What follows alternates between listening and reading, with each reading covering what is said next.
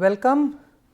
This week we are going to start this topic called open channel flow, and this will be continued for the next week as well. So, this is a big topic. I will start with some of the most basic fundamentals of open channel flow. So, open channel flow. So, the first question that comes to my mind, and of course, it would be coming to your mind as well, what is open channel flow? So, the most basic definition of open channel flow is that it is the flow of fluid in a channel or a conduit that is not completely filled with water. Okay. So, this is illustration where you see there is this tube in which some water is filled, but the free surface is exposed to atmospheric pressure. So, P atmosphere means atmospheric pressure. Atmospheric pressure. So, this is another look where you can see if this is a circular in shape, if the water is filled up till this, up till this level, and it is exposed to the atmospheric pressure, this is also called open channel flow. We will come to this definition, and you would see there is another type of flow which is called pipe flow, that we would come from, that we would see from 2 weeks from now on. So, the difference between open channel flow and the pipe flow. So, one of the most important differences, exposure to atmospheric pressure, or it will have a free surface in open channel flow. So, as I said, the liquid in this case, which is water, they flow with a free surface. So, that is the interface between water and air is called free surface, and the important property is that this interface or this free surface can distort. So, distort means it will not always remain horizontal, it could be that it can take any other shape as well. And the study of open channel flow is relevant for natural channels. So, this is one of the important areas, and the flow in rivers and streams, these are all a sort of an open channel flow. Also, it is relevant not for only the natural channels, but engineered channels like canals, sewer lines or culverts, whether the culverts are partially full. If it is totally full, then not, but partially full, and storm drains. So, if you see, one of the important feature here of all these channels is that it has a free surface that can distort. That is very important. So, notations. So, the notations that we are going to see, so this is, if we plot this open channel in x and y direction, this is the x axis, this is the y axis, fluid will be something like this. Here I have plotted horizontal line, and this is the free surface, and this fluid depth y will have liquid in it, or here in this case water. So, or liquid depth or fluid depth. Okay. The notations that we are going to use is fluid depth is indicated by y, time is indicated with t, and distance along the channel is indicated as x. So, this is the notation that we are going to use entirely, in the entire module of this open channel flow. So, the classification of open channel flow, these open channel flow can be classified in different ways. The first is time based. So, one of the definitions is unsteady flow and steady flow. So, like any other flow, this open channel flow can also be classified. We have seen these terms in fluid kinematics in our basics of fluid mechanics 2 module. So, what is unsteady? So, unsteady means dy by dt. So, y as we said is the water depth, right. So, for basic definition we see the change of water depth with respect to time, if it is not equal to 0, then that is unsteady flow. And for steady flow, the change of water depth at any point with respect to time, if it is 0, then it is called steady flow. One of the other classifications is, so the last one if you go and see was time based. Okay. So, the other classification by instinct we can we can imagine will be space based. Space based, there are two major type, one is uniform flow, I will tell you what that is, and the other is non-uniform flow or varied flow. In non-uniform or varied flow there are two types, one is gradually varied and other is rapidly varied flow. And this is very important because many lectures will be dedicated to the gradually and the rapidly varied flows, and many lectures will also be dedicated to the uniform flow in open channels. Okay. So, for uniform flow, the rate of change of depth with respect to x axis will be 0. So, dy by dx is going to be 0 for uniform flow. So, for non-uniform flow, varied flow, it is very easy to imagine when dy by dx is not equal to 0, it is non-uniform or variedly flow, correct, as it is here written here. Very simple definition, dy by dx is equal to 0 means uniform flow, dy by dx not equal to 0 indicates non-uniform or varied flow. One question that would come to your mind is, now how do we know which one is gradually varied flow and which is rapidly varied flow. So, to get that definition, it is the same value of dy by dx that determines if the flow is gradually varied or rapidly varied. So, if it is a gradually varied flow, then dy by dx will be a very small quantity, much less than 1. Okay. So, dy by dx is like depth, right, and this is stream direction.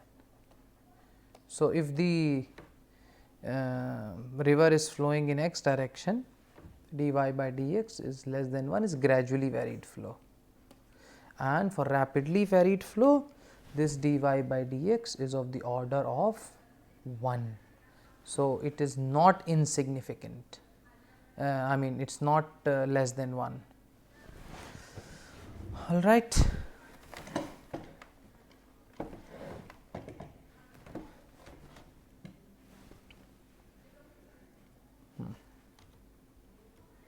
So, on one of the other classification of open channel depends upon a quantity that is called Reynolds number.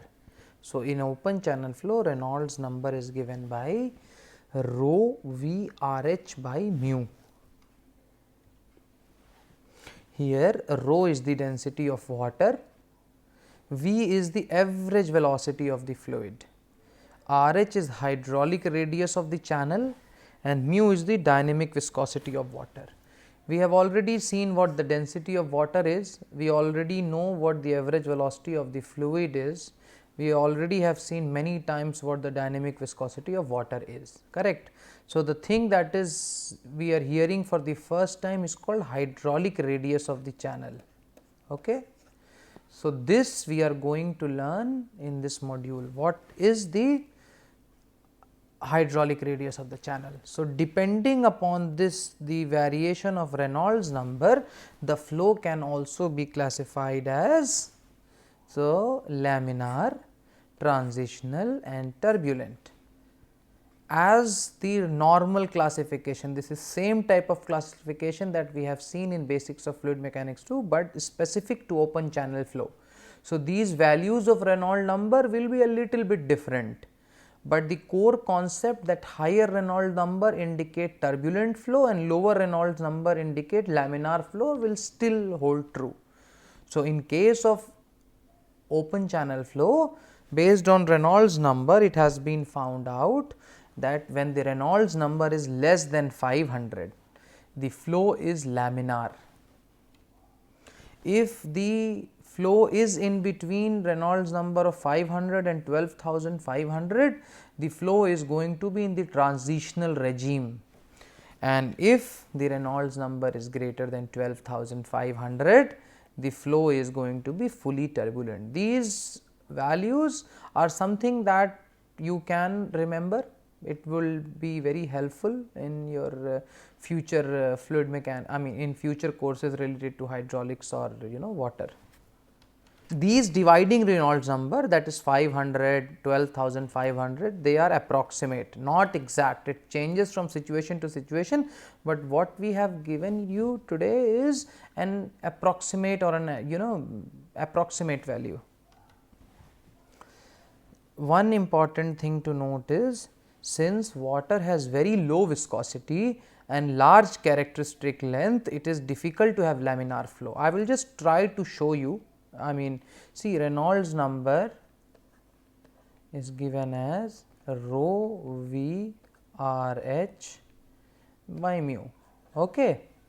So, water density is of the order of 10 to the power 3, right. Hydraulic radius for any open channel, you will see, but let us say it is of the order of meter, for example. Let us say, it will be much more. The hydraulic radius could be, let us say it is the order of 1. Okay. Velocity, let us say whatever smallest velocity if you can give will be like 0.1 meters per second, something of that order. Mu is 10 to the power minus 5, okay, or 10 to the even 10 to the power minus 5 Pascal second. If I am not, it varies from 10 to the power minus 3 to 10 to the power minus 5. In any case, this is much greater than 10 to the power 6 or something. And 12,500, this limit is of the order of 10 to the power 4. So, basically, however small velocity you have, because of the very low viscosity and large characteristic length, it is almost impossible to have laminar flow in open channel. All right. So, this value I am not pretty sure about, but it could be of, or even if it is of the order of 10 to the power minus 3, then also we will have this will be greater than 10 to the power, let us say 5 also could be. So, easily turbulent flow. All right.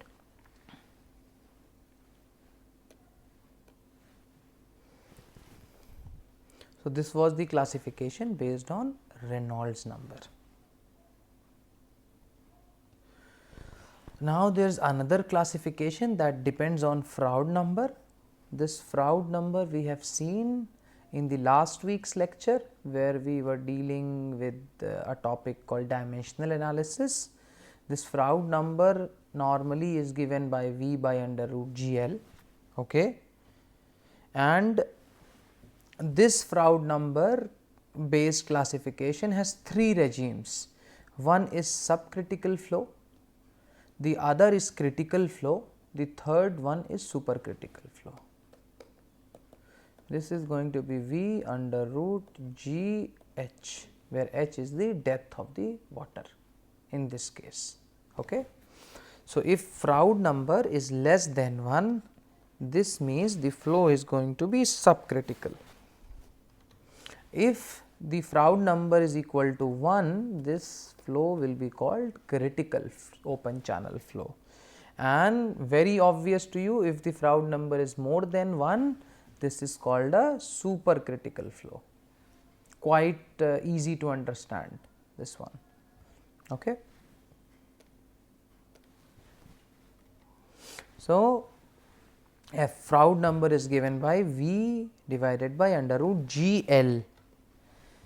So, V here is the average velocity of the fluid, that you already know. You already know G, acceleration due to gravity, and L is characteristic length of the flow. Most of the cases it is the water depth, but it could be different as well. We will solve some questions and then you will see what this length is going to be.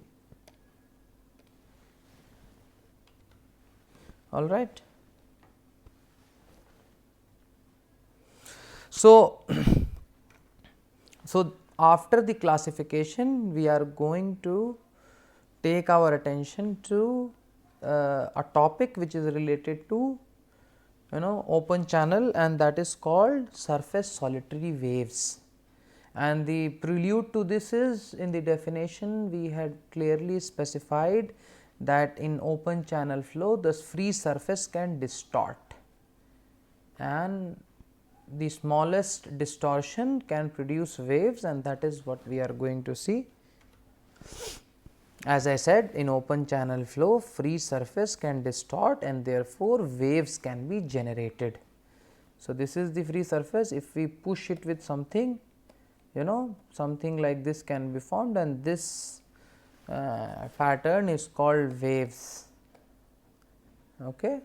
You can actually bring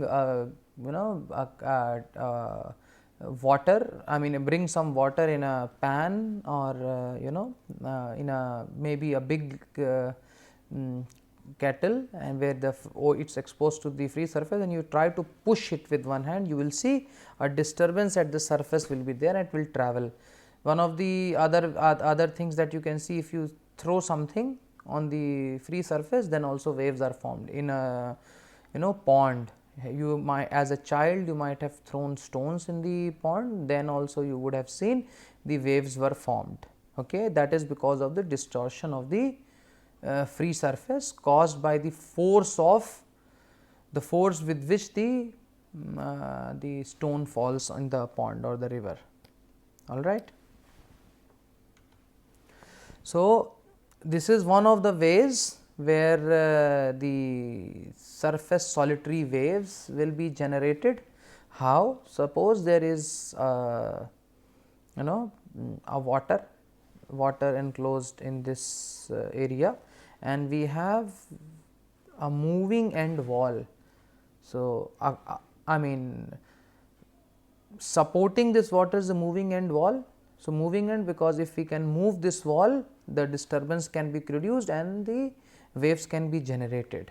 We will derive something in our upcoming slides for that. So, in the beginning, as I said, that the water depth is demonstrated by y. So, I will explain you what each term indicates. So, water depth is given by y. Initially, this is a stationary fluid. So, no motion. X is given in this direction. All right. So, now,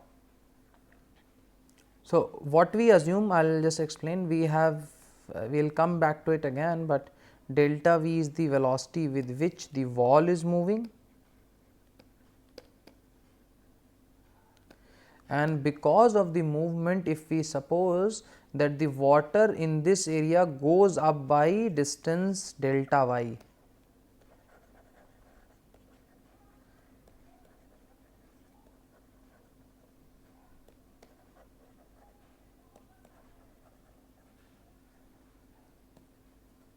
Okay.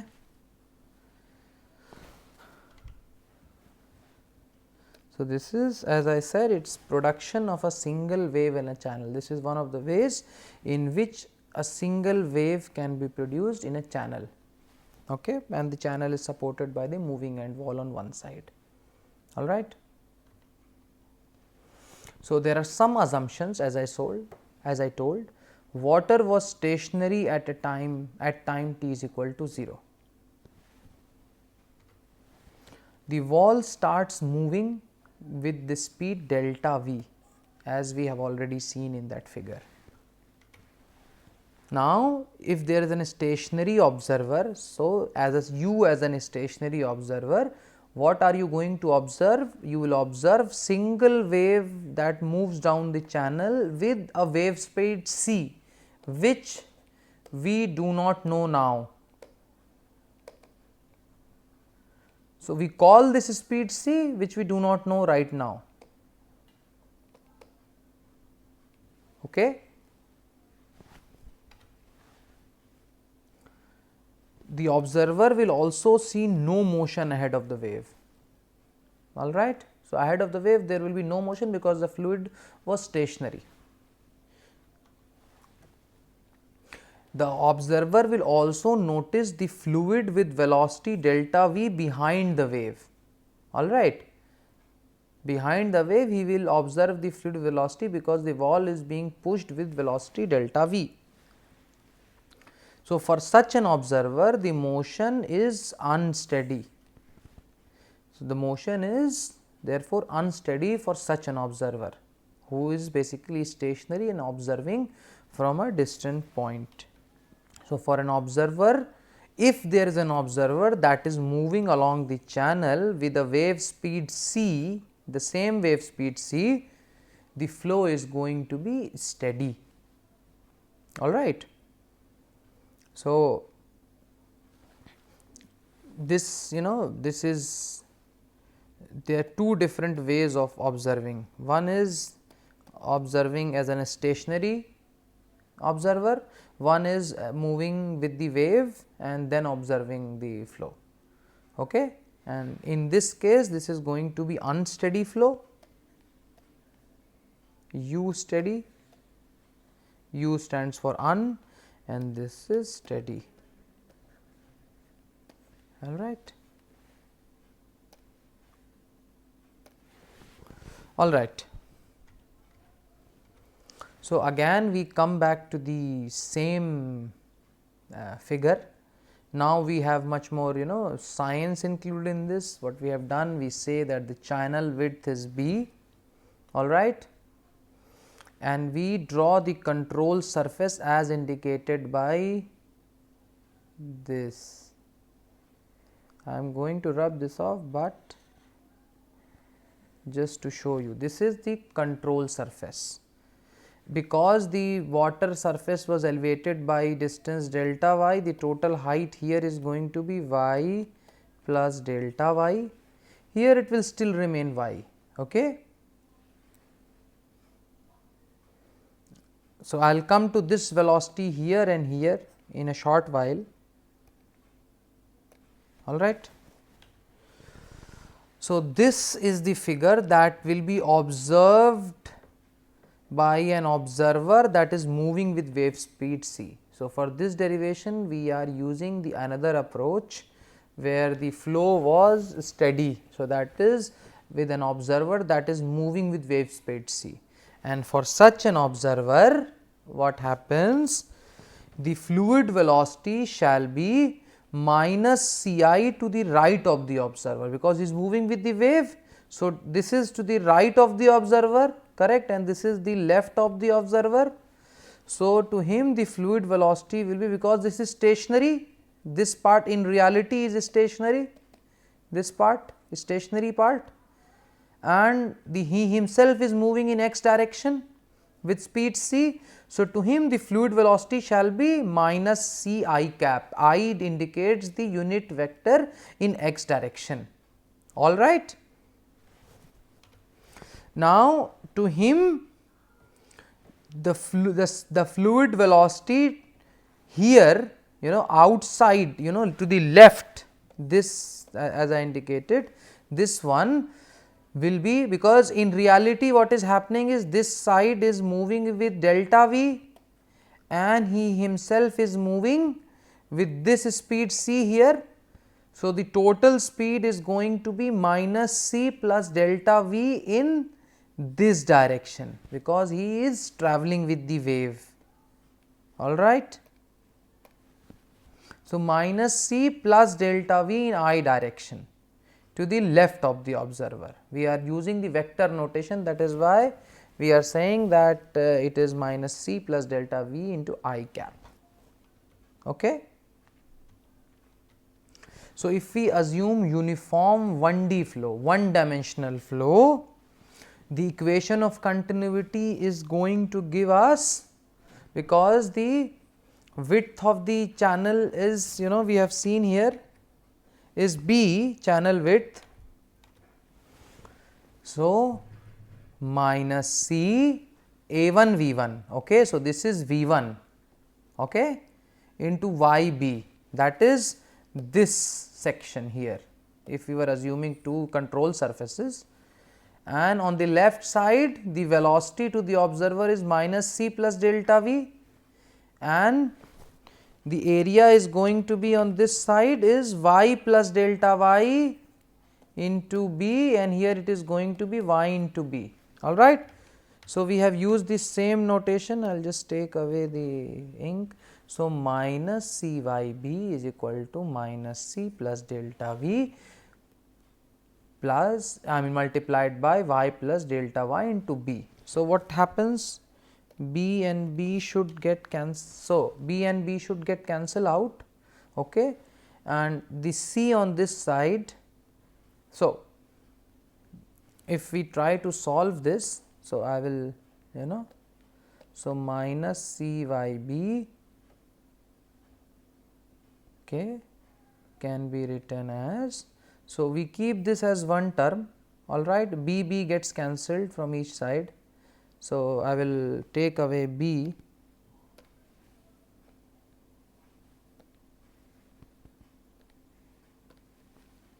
minus C Y, and this whole multiplied by minus C,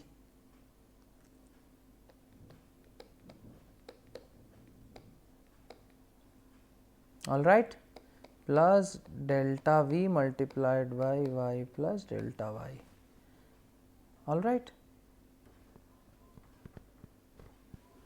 So, minus C Y is equal to minus C Y minus C delta Y plus delta V into Y plus delta Y. So, this gets cancelled because same, and this will come here, and it will be C delta Y is going to be Y plus delta Y multiplied by delta V, and C can be written as Y plus delta Y into delta V by delta Y, same as it is shown here, all right. So, to make the presentation clean, I will just take away this small derivation, okay. So, C becomes Y plus delta Y into delta V by delta Y. Now, there is one assumption that we are going to assume that this is a small amplitude waves. Small amplitude waves means the height of the wave, or in this case delta Y, that is the elevation with which water surface goes up, or the wave, some a parameter that is related to the wave height is much less than the water depth. So, if we say a small amplitude wave, this means delta Y should be much less than the water depth. This is assumption in all the wave mechanics, or wave theory. So, if we assume that, then we can simply write, so Y plus delta Y, if we add delta Y to Y, that means it will remain Y, and that is how it becomes Y. So, C is equal to Y into delta V, and delta Y will remain same, because here we have applied this theory, all right. So, that is called equation number 1.